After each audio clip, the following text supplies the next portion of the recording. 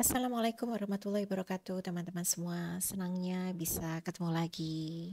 Selamat pagi, apa kabarnya hari ini? Semoga sehat selalu, bahagia juga, dan tetap antusias menjalankan aktivitas untuk mencapai sukses dunia dan akhirat. Amin ya Rabbal 'Alamin. Setelah kita bicara banyak tentang etika kepribadian dan karakter, lalu dilanjutkan dengan kehebatan primer dan sekunder, kali ini saatnya melengkapi pemahaman kita semua, yaitu bahasan kita tentang kekuatan paradigma. Nah, teman-teman semua, untuk menjadi manusia efektif dengan mempelajari 7 kebiasaan manusia efektif ini melalui Seven Habits dari Stephen Covey, maka teman-teman semua kita akan tahu bagaimana banyak prinsip yang mendasar tentu yang perlu kita pelajari untuk kita implementasikan dan lekatkan internalisasi dalam diri kita sehingga kita bisa menunjukkan perilaku-perilaku yang memang sesuai dengan pancaran daripada karakter mendasar kita. Nah, tentu kebiasaan-kebiasaan atau perilaku-perilaku yang kita tunjukkan nanti adalah kebiasaan yang sangat mendasar, yang sifatnya adalah primer. Karena tentu kebiasaan tersebut sekali lagi mewakili prinsip-prinsip yang benar, yang menjadi dasar dari kebahagiaan dan kesuksesan yang sifatnya adalah hakiki dan tentu bertahan lama. Namun tentu sebelum memahami dengan benar 7 kebiasaan yang akan kita pelajari nanti, kita juga perlu memahami namanya paradigma. Nah, sering kita mendengar kata paradigma diucapkan. Paradigma, paradigma Anda, paradigma mereka, paradigma itu yang benar, paradigma itu yang salah. Nah, sejatinya paradigma itu seperti apa sih, teman-teman?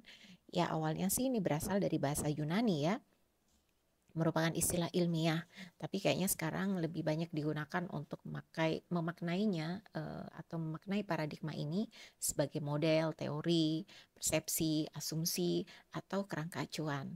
Nah, dalam sebenarnya pengertian lebih umum, kalau kita gunakan ini kata paradigma dalam keseharian kita, ya, paradigma itu adalah cara kita melihat dunia. Melihat artinya bukan dari sisi indera penglihatan kita dengan mata kita melihat sesuatu gitu, merah atau putih, bukan seperti itu.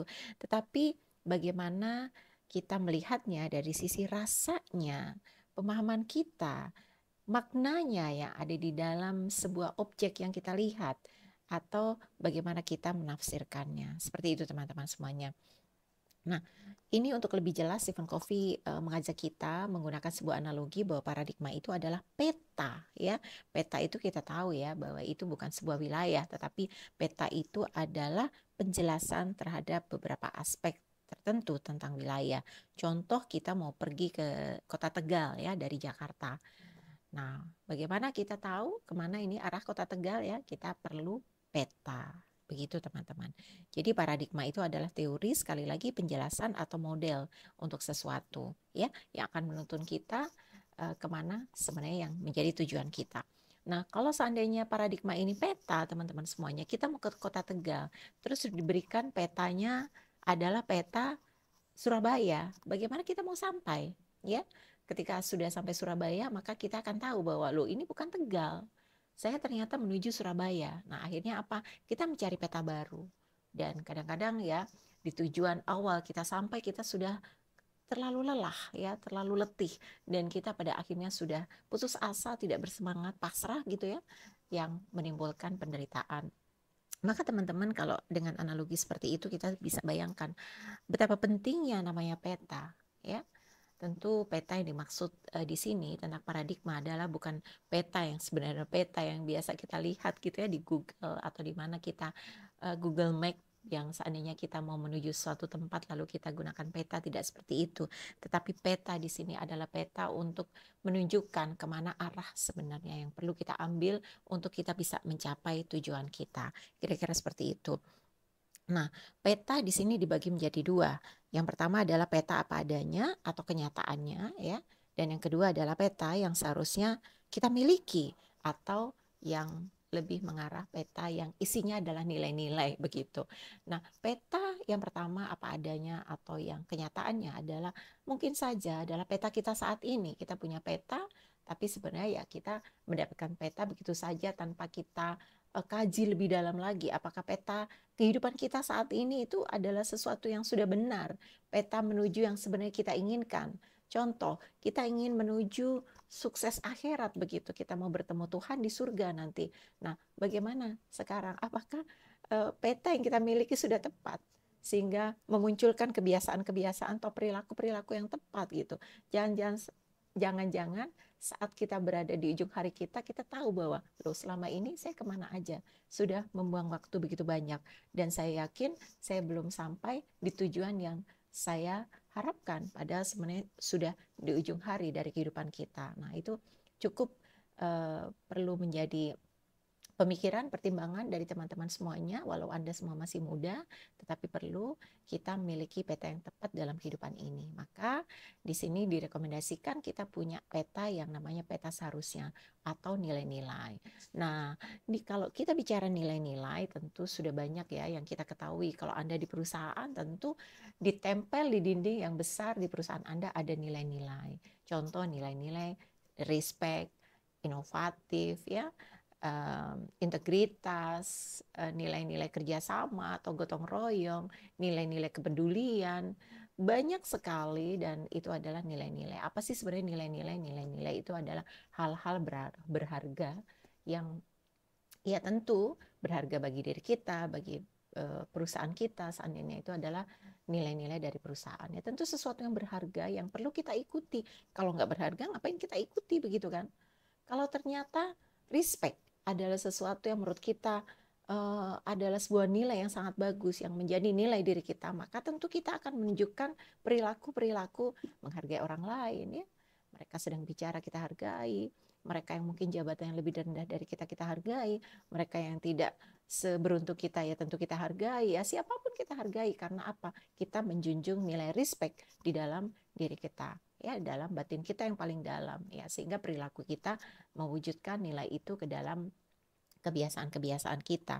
Nah itu teman-teman semuanya, sehingga kalau selama ini kita berjalan apa adanya, ya kenyataannya begini, ya kan banyak orang yang hidup apa adanya. Mungkin ya di antara kita semuanya, saya, Anda, ya kayaknya hidup ya sudahlah.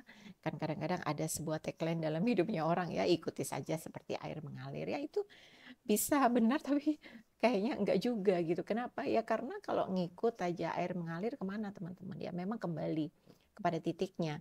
Tetapi lewatnya lewat mana dulu gitu kan? Ya sungai yang mana dulu yang kita mau ikuti alirannya gitu kan? Kita bisa memilih dalam hidup ini. Kita tetapkan nilai-nilai kita, ya kita tetapkan nilai-nilai yang berharga bagi kita.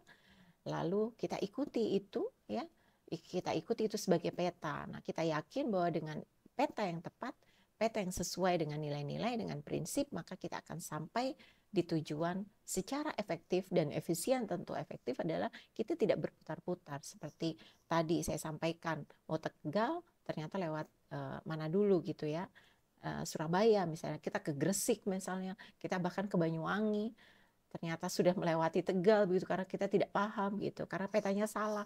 Nah itu keliru banget. Makanya kalau kita mau ke Tegal, ya petanya harus tepat, yaitu Tegal. Anda mau kemana nih sekarang dalam hidup ini? Nah ketika Anda sudah tetapkan tujuan, maka tetapkan juga petanya, nilai-nilai Anda.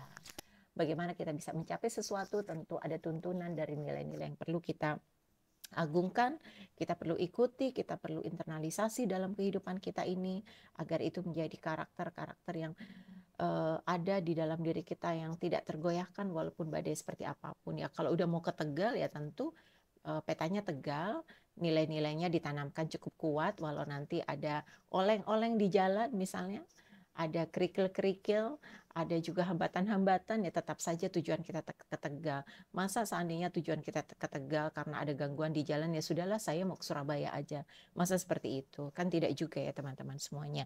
Nah untuk itulah teman-teman semuanya, kita perlu memiliki paradigma yang tepat, karena kekuatan paradigma ini teman-teman semuanya akan mampu membuat kita tegak lurus tentu pada apa yang kita impikan, kita harapkan, dan saya yakin itu adalah sebuah kebaikan, kebajikan, dan dilandaskan dari kedewasaan moral kita, ya, untuk mencapai tujuan hidup bahagia hakiki dunia dan akhirat insya Allah.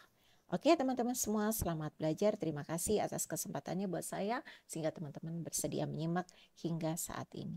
Oke, selamat pagi. Assalamualaikum warahmatullahi wabarakatuh.